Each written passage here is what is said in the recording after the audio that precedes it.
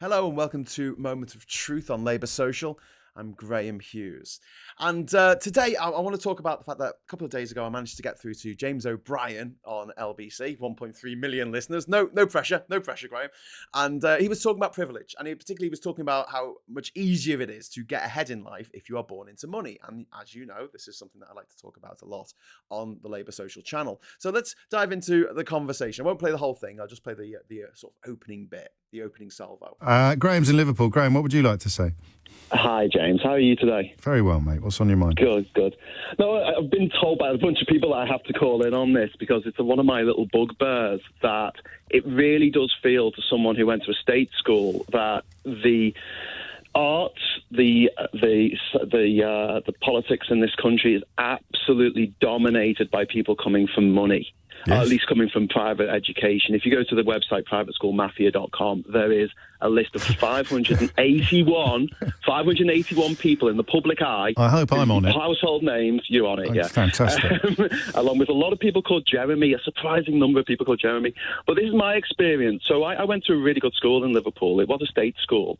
But we only had one lad in our year. There were 100 lads in our year, and we only had one that got into Oxford. And I thought that was very telling when you've got people like Toby Young, whose daddy can call up and say, hey, Toby didn't get the grades to get into Oxford. Would you mind sorting him out? I believe that's happened. Don't forget, not everybody listening is going to have a clue who or what you're talking about. So just steer me. How old are you, Graham?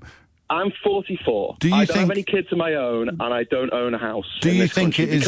Hang on, just wait, because we're going to run out of time. I'm keen to pick your brains. Do you think it's better or worse now than it was when you left school for people from your? It is a lot worse. It is a lot worse.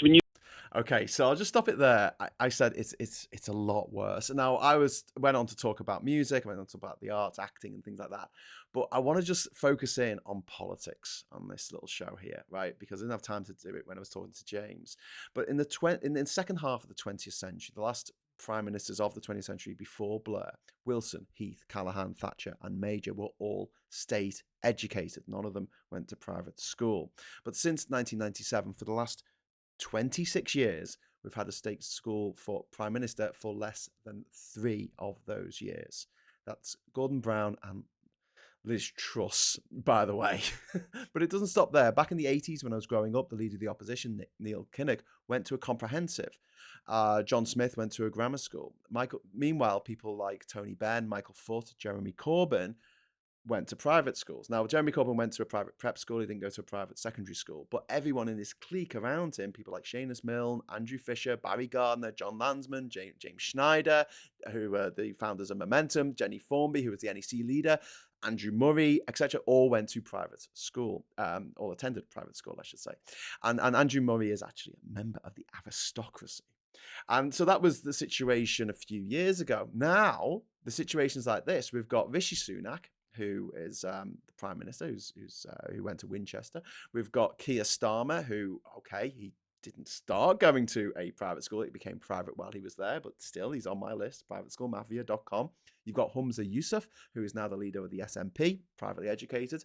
Ed Davey and Layla Moran from the Lib Dems, privately educated. Caroline Lucas, the only Green MP, privately educated. And then you've got the wing nuts like Nigel Farage, Richard Tice, Louisa Fox, all privately educated. A lot of the drivers of Brexit, the people who wanted to get Brexit done, people like Dominic Cummings and Aaron Banks and Tim Martin, Rocco Forte, James Dyson, all privately educated.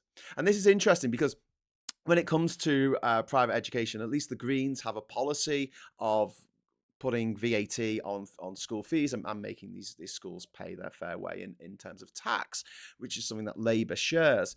The Greens go a little bit further because they say they're going to stop any new private schools from being made. Oh, no, sorry, I read that wrong. No, not private schools, sorry.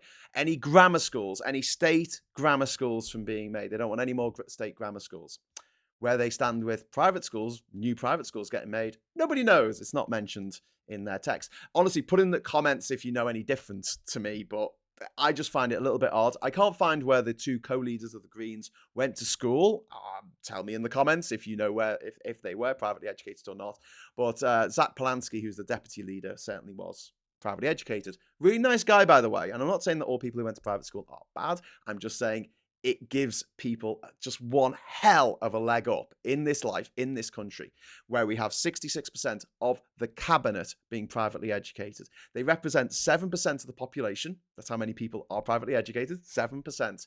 And yet they have 99% of the power. All the big companies in this country, or not all, but most of the big companies in this country, the top jobs, the jobs that give you the most money for doing them, are dominated by the privately educated, and I think that it has demonstrably got worse since the 1980s and 90s, when things felt like they were getting better, but it feels in many ways that we have gone backwards, and that's why I think it's getting worse. And as James pointed out later in our chat, there's no political will to do a Finland and close down all private schools. I wonder why.